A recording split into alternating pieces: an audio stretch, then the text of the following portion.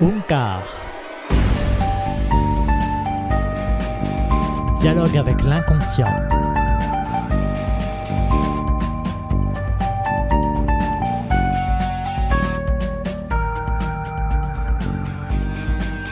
Bonjour à toutes et tous et bienvenue pour ce troisième podcast. Je suis Gabriel de Richaud, praticien Oomkar et je suis en compagnie évidemment de Jean-Emmanuel Combe.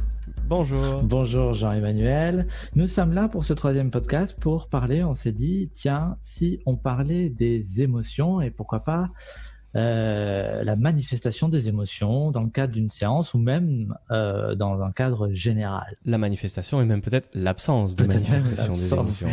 De manifestation des émotions, c'est vrai. Alors, je suis évidemment allé voir, comme à chaque fois, le mot émotion, son étymologie, et parce que les mots sont importants, nous l'avons vu, les mots sont très importants, et c'est bien d'aller voir un peu l'histoire des mots, parce que dans ces podcasts, on fait vraiment attention aux mots qu'on emploie.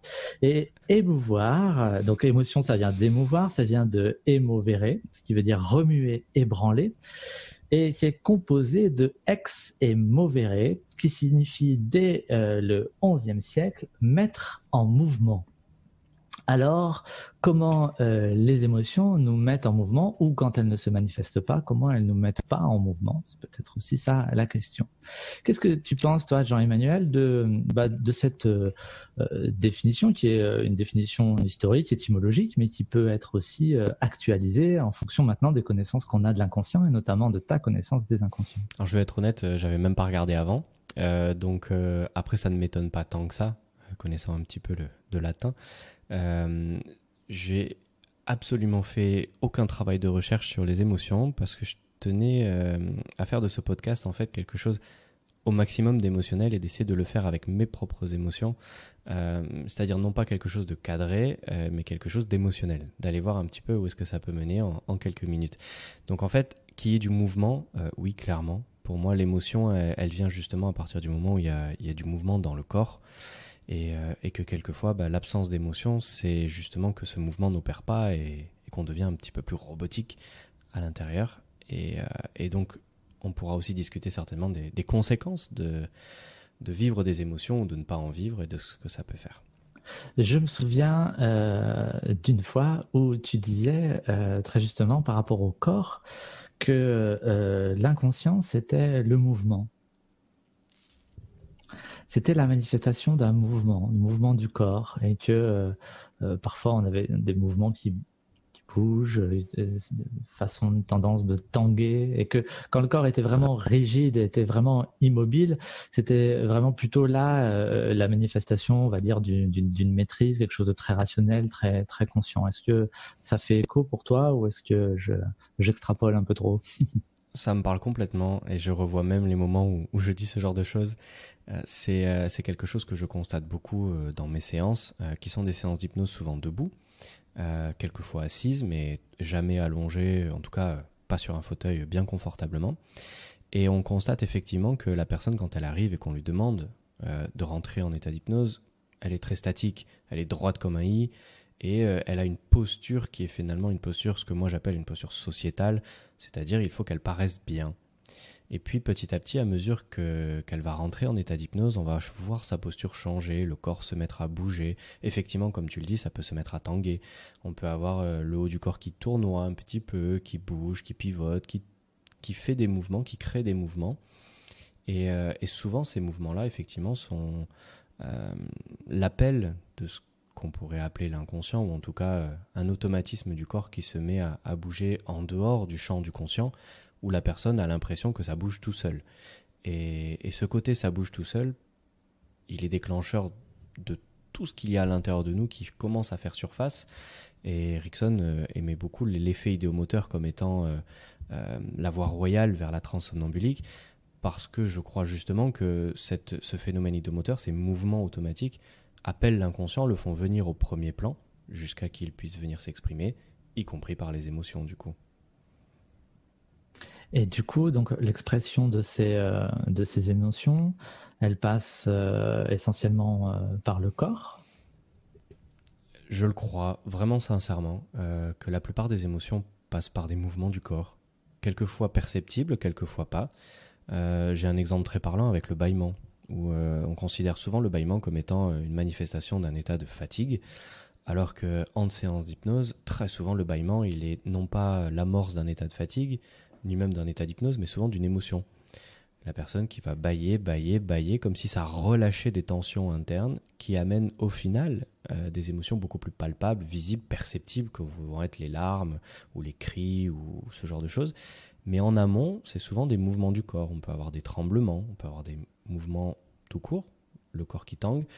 Et qu'est-ce qu'il peut y avoir d'autre aussi? Le corps qui devient chaud, froid, on peut avoir des sueurs aussi apparentes. Toutes ces manifestations corporelles sont souvent l'amorce d'une émotion plus brute qui va venir ensuite. Et alors, les émotions, on en parle là. Est-ce qu'il y a pour toi, je connais la réponse, hein, mais il y a pour toi une importance particulière à ce que cette émotion s'exprime en fait, ou se libère même plutôt. On emploie souvent le fait de libérer une émotion. Est-ce que tu peux en dire un mot justement de cette importance en fait, de cet aspect assez crucial en fait dans le cas? Ça va être difficile d'en dire qu'un mot, puisque c'est aujourd'hui quand même le centre de ma pratique. Et c'est pas venu de moi finalement. Étant donné que dans ma pratique, j'essaie juste d'interroger l'inconscient et de voir ses besoins et à quoi il aspire et vers quelle direction il veut aller pour aller mieux. Et c'est vrai que systématiquement, à un moment donné ou un autre, on passe par les émotions. L'inconscient qui dit ça, il faut que ça sorte. Et ça, ça peut être en lien avec des événements passés, avec des peurs vis-à-vis d'événements futurs, vis-à-vis même du présent, pourquoi pas. Et il va y avoir des émotions qui vont s'exprimer, qui vont se libérer, qui vont être vécues par le corps. Et l'inconscient utilise ces expressions-là comme source de libération pour ensuite aller mieux, créer du changement, créer du bien-être, du bonheur, etc. Et cette qualité d'expression émotionnelle par l'inconscient, elle a lieu dans toutes les séances que l'on fait, sans exception. Et ma remarque, ma croyance même on pourrait dire, c'est que quand il n'y a pas d'émotion du tout dans une séance, je ne suis pas très étonné s'il n'y a pas énormément de résultats derrière. C'est pas parce qu'il y a des émotions qu'il y aura forcément de super résultats, mais le fait qu'il y ait des émotions est quand même un vecteur où l'inconscient prend le dessus et va pouvoir exprimer davantage tous ses besoins, alors qu'une personne qui reste stoïque, droit comme un i, qui respire tout à fait calmement et qui est finalement dans une posture habituelle, va avoir beaucoup plus de difficultés à créer du changement dans son corps et dans ses perceptions, plutôt qu'une personne qui vient de pleurer pendant 1 heure toutes les larmes de son corps, où elle repart souvent changée déjà à la sortie de la porte. Et alors, pourquoi l'inconscient il passe par ces émotions en fait pour exprimer Est-ce que ce sont des émotions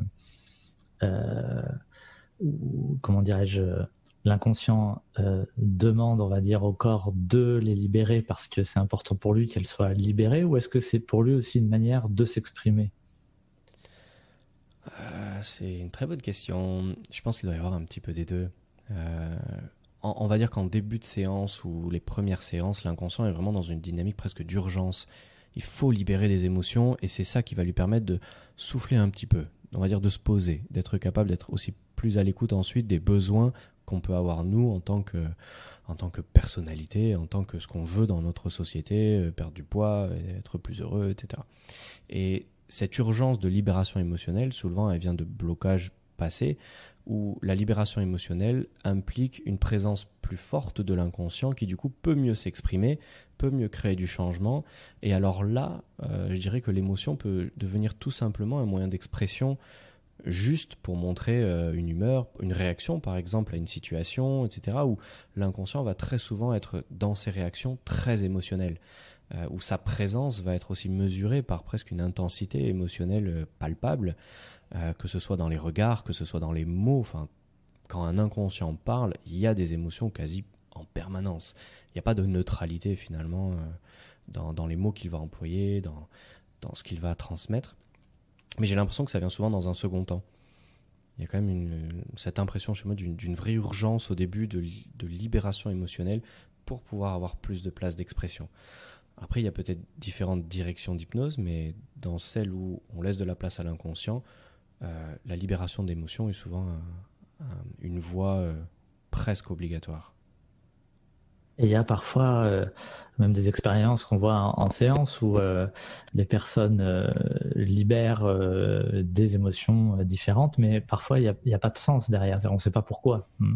C'est juste l'émotion est là, elle est ressentie, elle est exprimée, elle est libérée, mais on ne sait pas encore pourquoi, s'il y a une cause, s'il y a une histoire derrière. Parfois ça se libère de façon autonome. Je réutilise beaucoup dans ce cas la façon de faire Erickson, où il différencie la notion d'intellectualisation d'un souvenir et la notion de l'émotionnel associé à ce souvenir. Et il raconte d'ailleurs dans un article comment il a fait rire un de ses étudiants sur scène en lui faisant se remémorer simplement la résultante d'une blague. C'est-à-dire, il a ri d'une blague dont il ne se souvenait absolument pas du contenu, et c'est seulement a posteriori qu'Erickson a fait remonter à la surface le contenu de la blague en mémoire, et où la personne a pu faire les liens. Et il a démontré ainsi, et par de nombreuses reprises de le côté thérapeutique, qu'on peut tout à fait avoir l'émotion d'un souvenir sans en avoir l'intellectualisation. Et donc si l'inconscient, pour se manifester davantage ou mieux, a besoin de libérer les émotions en lien avec un souvenir, et qu'en plus il estime que la personnalité ordinaire pour être réfractaire à y aller, ça peut être une stratégie que de libérer les émotions sans qu'il n'y ait finalement la conscientisation du contenu de ce souvenir. Presque parfois pour protéger même le conscient d'une situation ou de quelque chose où le conscient est peut-être pas encore prêt à affronter une situation qu'il n'est pas encore. C'est ça, il y a peut-être juste des fois même pas d'utilité finalement à conscientiser. Est-ce que c'est vraiment utile pour moi de me souvenir que j'ai des émotions très fortes parce que à 9 ans j'ai failli me noyer dans la piscine de mon oncle? Si la libération de cette émotion suffit à ce que mon inconscient puisse s'exprimer mieux après, est-ce que vraiment j'ai besoin de me rappeler de ce qui s'est passé à cet endroit-là et de savoir ce que veulent dire ces émotions? Pas forcément. Ça s'appelle du lâcher-prise que d'accepter finalement de ne pas tout contrôler, et que si notre inconscient nous dit cette émotion libérée, elle me suffit telle qu'elle, d'accepter que c'est le cas et de voir les résultats ensuite. Et alors, après la libération d'une émotion, on dit souvent que l'inconscient il a plus de place. Comment tu l'expliques ça? J'ai l'impression qu'on fait un petit retour à l'enfance finalement, où tout au long de notre vie, on apprend à gérer nos émotions. Et gérer nos émotions dans la société, ça ne veut pas dire mieux les appréhender, ça ne veut pas dire mieux les accepter et les accueillir, ça veut dire mieux les enfouir. Et un enfant, un adolescent a bien appris à gérer ses émotions à partir du moment où finalement elle ne s'exprime plus, ou elle ne s'exprime plus de manière dérangeante pour les autres. Mais quand on vit en permanence avec les autres, que ce soit sa famille ou les copains à l'école ou les personnes inconnues dans les transports, à quel moment on peut vivre vraiment des émotions sans déranger les autres? Il n'y en a pas beaucoup. Et du coup, on est dans une société où petit à petit, on apprend à enfouir les émotions. Donc cette dynamique-là est, à mon avis, en opposition avec la redécouverte de l'état d'hypnose, où on apprend à exprimer les émotions telles quelles. Et c'est vrai que si jamais j'arrive chez un hypnothérapeute et que mon inconscient a envie de sortir une émotion et que je sens que là l'émotion, il faudrait la sortir en criant, je vais pas me permettre, je vais pas m'autoriser parce que je me dis il a peut-être des voisins qui ont peut-être pas envie de m'entendre, il va me prendre pour un fou, il va me jeter dehors si je crie et je vais surtout pas faire ça. Alors que si je sors quelques larmes, des bâillements, et que ça se passe bien, que le thérapeute m'encourage, et qu'à un moment donné je sors des grosses larmes, et que là encore il me félicite, il m'encourage, je vais pouvoir laisser des émotions plus fortes encore s'exprimer, jusqu'à avoir des émotions vraiment brutes. Et de la même manière, si je laisse mon inconscient s'exprimer trop vite, trop fort, je vais paraître pour un fou. Partout dans notre société où on voit des gens qui ont les bras qui bougent tout seuls, ou ont des hallucinations, ou ont des paroles d'esprit, ou ce que nous en hypnose on appelle les paroles automatiques, l'inconscient qui parle à notre place. Alors quand il change de voix, que c'est une voix gutturale, ou une voix très aiguë, une voix très bizarre, ça peut faire peur à des gens qui ne sont pas initiés. Et donc si on a l'impression que le thérapeute il peut se moquer de nous, on va pas le faire. Et dans la société pareil. Et je crois vraiment que plus on accepte de libérer des émotions, plus notre inconscient s'exprime, plus on se sent en sécurité, plus on va laisser s'exprimer davantage encore, jusqu'à pourquoi pas l'intégrer aussi dans sa vie privée. Par rapport à la vie privée, tu veux dire quoi? De l'auto-hypnose ou par rapport à... Être capable de de crier sous la douche si j'en ai envie et besoin parce que j'ai une sale nouvelle aujourd'hui, plutôt que de dire non, je garde pour moi parce que je vais déranger ma femme ou mes enfants ou parce que il faut surtout pas, c'est pas bien, donc j'attendrai demain, j'irai faire un petit tour dans la forêt, ça ira mieux. C'est aussi accepter à un moment donné d'avoir des émotions qui soient plus brutes et en même temps de savoir faire le tri, évidemment, pour que les émotions ne dérangent pas les autres. Donc il faut aussi, quand je dis dans sa vie privée, évidemment, créer des bulles qui permettent ce genre de choses. Si notre compagne ou conjointe n'est pas d'accord avec cette méthode de vie-là et cette façon de faire, évidemment que faut pas le faire. Mais je crois vraiment qu'on a tout intérêt à essayer de vivre ces émotions, je ne vais pas dire dans l'instant présent, mais quand même, ne pas trop attendre tant qu'elles sont là avant qu'elles s'en aillent et qu'elles reviennent peut-être 5, 10, 15 ans plus tard sous d'autres formes. Par rapport aux émotions, il y a un certain nombre d'éléments, un vocabulaire qui est assez intéressant, je trouve. Mais tu vas me dire ce que tu en penses et si tu as reconnu ça dans les inconscients. Dit par exemple que les manifestations de colère, c'est l'émotion qui dit une de mes valeurs a été offensée, une valeur, quelque chose de très important pour moi, a été offensée. Et souvent, pour apaiser la colère, eh bien, on va essayer de chercher comment apaiser cette valeur en fait de la personne. Bon, parfois, ce sont les peurs. On dit que la peur, il y a que 8% de nos peurs qui sont fondées, que c'est une machine un petit peu dans notre cerveau qui invente des scénarios et qui dit regarde ce qui va arriver si tu ne réagis pas. Ou la tristesse, où on dit la tristesse, elle dit c'est fini en fait, c'est terminé et on propose à la personne finalement par des petites actions d'essayer de passer à autre chose en fait, finalement de construire ailleurs autre chose. Est-ce que quand toi tu vois les manifestations de ces émotions, là je dis colère, peur, tristesse, mais il y en a plein d'autres en fait et avec beaucoup de on va dire de nuances dans les émotions. Est-ce que tu reconnais un petit peu ce langage-là avec l'inconscient? Est-ce que c'est confirmé par les inconscients? J'ai l'impression que malheureusement c'est pas aussi simple. Ça peut être une aide d'avoir une direction, de dire la tristesse, ok, c'est peut-être parce qu'il y a une dynamique, un domaine ou une période qui s'achève et il va falloir à un moment donné libérer cette émotion de perte de cette chose-là. Mais je ne crois pas que ce soit aussi simple parce que je ne crois pas forcément non plus à l'unicité de l'émotion, de dire là, mon émotion, c'est de la tristesse.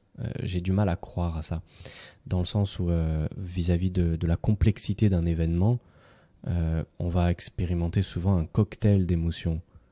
Et dans ce cocktail d'émotions, on va avoir peut-être une valeur qui a été touchée, il va peut-être falloir faire le deuil de quelque chose, il va peut-être y avoir à un moment donné un montage, un scénario qui a été exacerbé ou extrapolé par notre système de défense. On va le voir par exemple entre deux personnes qui ont vécu le même accident ou un accident similaire, qu'il va y en avoir une qui va tout de suite repartir sans aucun souci dans sa voiture et roule, et puis l'autre qui pendant un mois ne va plus pouvoir toucher un volant parce qu'il se sera construit un scénario dans sa tête qui va lui dire que s'il reprend le volant, il va mourir demain. Et puis cette personne première, peut-être qu'elle va devoir arriver chez elle, pleurer toutes les larmes de son corps, peut-être pour perdre finalement l'innocence qu'elle avait de croire qu'elle n'aurait jamais d'accident, alors que la première, ça se trouve, ne verra jamais ça. Et je pense que malheureusement, c'est pas aussi simple que de simplifier de cette manière-là et que souvent, ce sont des mélanges. Une personne va avoir de la tristesse, de la colère, plein de choses qui vont s'accumuler et peut-être que finalement, à travers la colère, il va y avoir une valeur qui a été touchée, mais qu'il va y avoir aussi des choses beaucoup plus complexes qui ne seront peut-être pas que des valeurs. Mais alors là, j'ai pas d'exemple en tête. Mais si j'en ai un, je reviens vers toi. D'accord. Mais donc ce que tu dis, il y a deux choses. Il y a évidemment par rapport à une situation, chacun va vivre des émotions qui sont personnelles, singulières par rapport à, j'allais dire, sa propre géographie intime. Ou voilà. Mais par rapport à l'émotion, qui est un cocktail en fait de plusieurs émotions qui peuvent s'imbriquer, de nuances, de couleurs, ça c'est sûr. Mais est-ce que quand même à l'intérieur, on ressent des dynamiques qui se rapprochent et même si elles se, j'allais dire, pense que ça se rapproche. J'ai pas de contre-exemple en fait. Depuis tout à l'heure, là dans ma tête, je cherche un contre-exemple. Et c'est vrai que vis-à-vis de la colère, j'ai pas forcément de contre-exemple en tête là qui me viennent.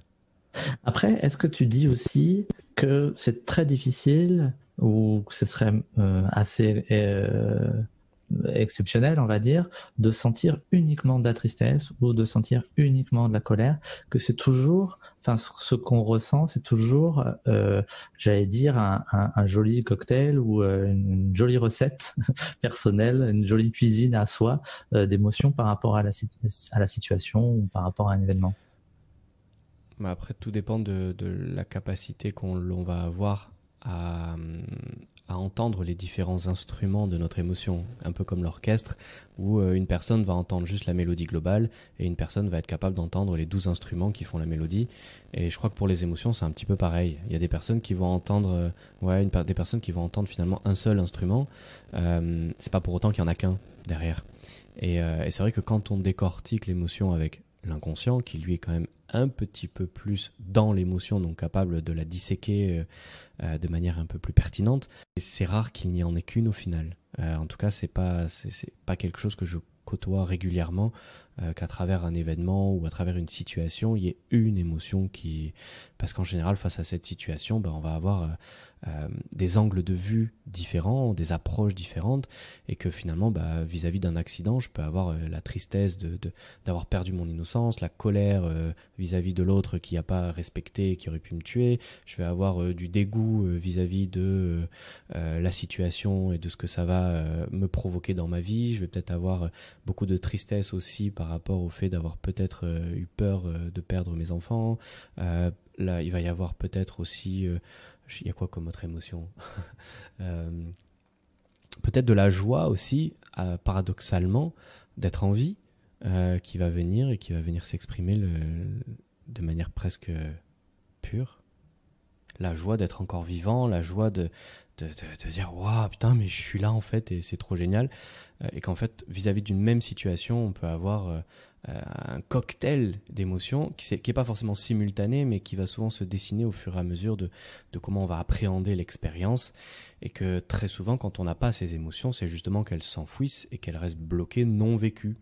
Et une personne, parce qu'elle ne va pas vouloir vivre sa colère ou sa tristesse vis-à-vis de l'accident, ne va pas pouvoir aller vivre ensuite la joie qui en découle d'être encore en vie, qui va pouvoir ensuite lui apporter des apprentissages et va peut-être lui permettre ensuite de changer de vie, de quitter de job, d'entreprendre finalement un changement dans sa vie positif en ayant vécu du coup toutes les émotions en lien avec l'accident. Alors que si je j'enfouis, finalement le lendemain de l'accident, je suis le même que la veille.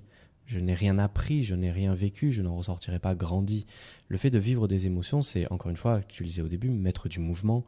Et le fait d'accepter de les vivre, c'est aussi ensuite pour pouvoir prendre des directions dans sa vie qui nous conviennent et qui vont nous apporter encore plus de bonheur. Alors, ce serait la raison pour laquelle l'inconscient, pour lui, c'est très important que ces émotions soient vécues, en fait. C'est ça, hein, pour pouvoir en tirer éventuellement un enseignement de ça. C'est ce que je crois. Je crois vraiment qu'on a deux dynamiques à l'intérieur. On va avoir des dynamiques de préservation qui sont aussi inconscientes. Je pense pas que l'inconscient soit uniquement dans une dynamique de libérer. On a dans notre inconscient des dynamiques aussi de préservation qui ne veulent pas que l'on libère des émotions. Typiquement, si demain j'ai un entretien hyper important pour un job, j'ai pas envie, même à un niveau inconscient, de vivre toutes les émotions que cela me procure. Ça va être un enfer et forcément je vais foirer mon entretien. Donc il va y avoir une dynamique de préservation, notamment dans des enjeux sociétaux où je vais me couper de mes émotions, même me dissocier de mon corps pour être fort et solide et apporter finalement ce qu'on attend de moi. En revanche, il va y avoir toutes les dynamiques de renouvellement où là on est dans le mouvement.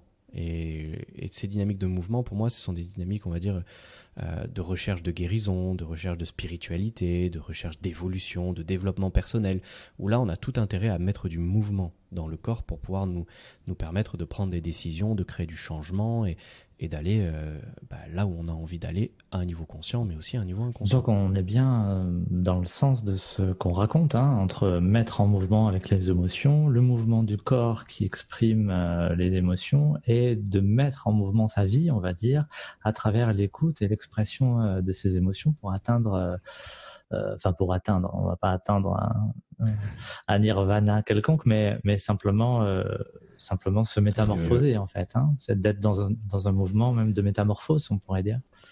Ouais, de métamorphose, mais de transformation, mais sans oublier que la transformation finale, c'est peut-être juste d'être soi, d'être nous-mêmes au fond et pas forcément la métamorphose vers quelque chose d'autre.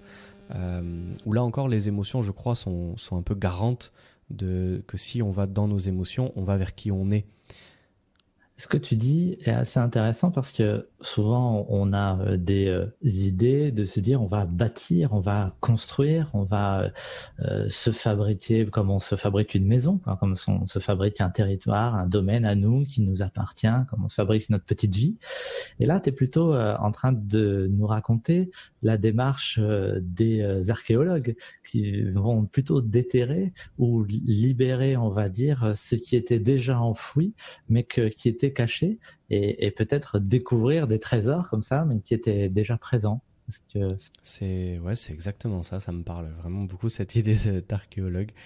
Je crois sincèrement que, et par expérience en fait, j'ai voulu bâtir un moi qui me semblait être parfait. Et au final, quand on atteint quelque chose qui nous semble correct sur tous les plans, du style j'ai une femme, j'ai un gamin, j'ai une maison, j'ai une voiture, j'ai ceci, mais ça fonctionne pas en fait dans mon corps. Ça ne m'apporte pas ce que je croyais que ça allait m'aspirer. Donc pourquoi et souvent on arrive après à la dynamique des émotions qui explique ce pourquoi.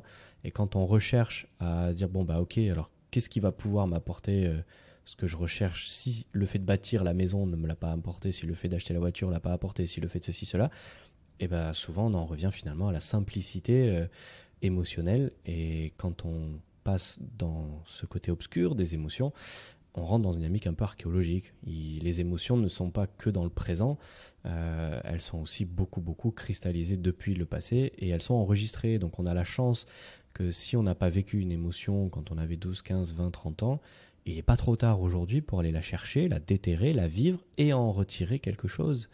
C'est-à-dire que si j'ai une expérience très forte dans ma vie, j'ai enfoui les émotions certainement pour me protéger, rien ne m'empêche 20 ans plus tard d'y retourner dans cet événement, de le vivre, de l'appréhender sous différents angles de perspective émotionnelle, et peut-être de faire de la colère libérer quelque chose, de faire de la tristesse libérer quelque chose, de mettre du mouvement finalement pour ensuite créer quelque chose de plus positif et qui me ressemble davantage aujourd'hui. Et qu'est-ce qui me ressemble davantage aujourd'hui que l'ensemble de tout ce qui m'a construit depuis ma naissance? Donc, libérer les émotions pour libérer des trésors, on pourrait dire, ou des éléments cachés de soi, pour se révéler, pour trouver ce que nous sommes en fait, et non pas forcément le bâtir et le construire. En tout cas, la recherche, on va dire, l'exploration archéologique ou autre de soi, en fait, cette exploration, c'est ça en fait, peut-être cette mise en mouvement, hein, qu'on élabore. Ça me parle, je suis d'accord. Bien. Est-ce que par rapport à la séance, on va dire, et par rapport aux manifestations d'émotions, tout à l'heure, tu as parlé de...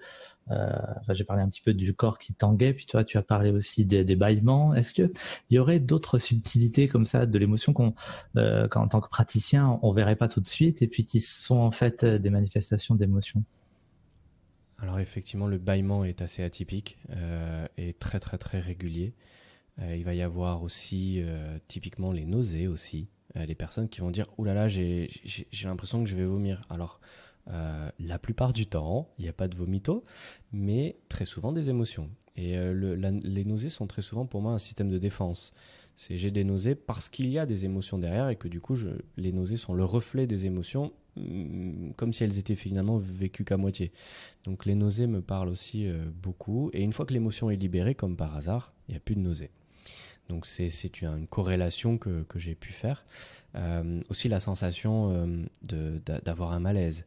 C'est tout d'un coup, on va avoir l'inconscient qui dit je vais faire remonter quelque chose, une information, une émotion. On ne sait pas trop ce que c'est, mais la personne tout d'un coup commence à avoir très chaud et dire oulala, je crois que je vais faire un malaise, je crois que je vais m'évanouir.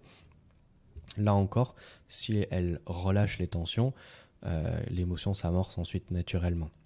Et lorsqu'il y a évanouissement, est-ce que c'est toujours de l'émotion ou est-ce que c'est des protections? Alors, évanouissement, moi en général, je vais pas jusqu'à l'évanouissement avec mes clients. En général, on arrive à avoir l'émotion avant. J'ai pas eu d'évanouissement aujourd'hui, donc je peux pas vraiment parler là-dessus. Par contre, des personnes qui, on va dire, ne tiennent plus sur leurs jambes et ressentent absolument le besoin de s'écrouler par terre, ça, oui, beaucoup.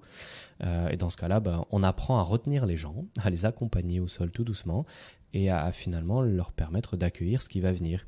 Et on peut avoir, quelquefois, c'est très rare, mais des personnes qui vont se mettre à trembler très fort, à pleurer, à avoir une envie de crier.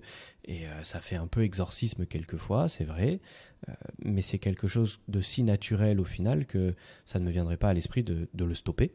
Donc, si vraiment la personne, elle m'appelle à l'aide, ou elle vraiment elle me dit là, stop, faut que ça s'arrête, eh ben, on a juste à suggérer la sortie de la transe, à réconforter la personne comme on le ferait avec son enfant, et tout s'estompe, tout s'arrête.